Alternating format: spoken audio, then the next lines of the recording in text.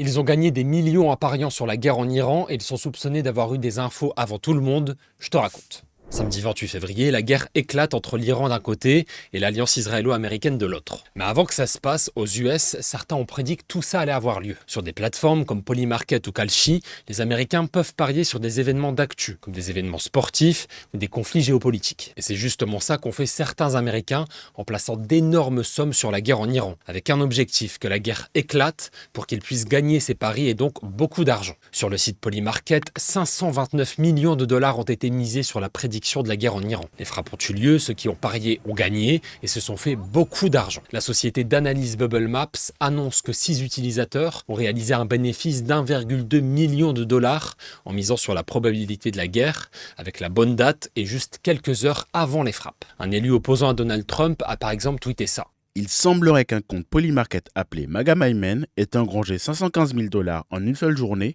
en pariant sur la frappe américaine contre l'Iran hier soir. La première transaction ayant été effectuée 71 minutes avant que l'information ne soit rendue publique. La question que certains se posent, c'est est-ce que ce compte aurait pu avoir des infos secrètes qui lui ont permis de gagner son pari? En finance, on appelle ça un délit d'initié. Ça veut dire que quelqu'un utilise des informations importantes et confidentielles que le grand public ne connaît pas encore pour acheter ou vendre des actions et gagner de l'argent facilement. C'est interdit parce que ce n'est pas équitable pour les autres investisseurs. De son côté, l'entourage de Donald Trump n'a pas commenté cette affaire et chez nous, en France, les plateformes comme Polymarket ou Kalshi sont interdites.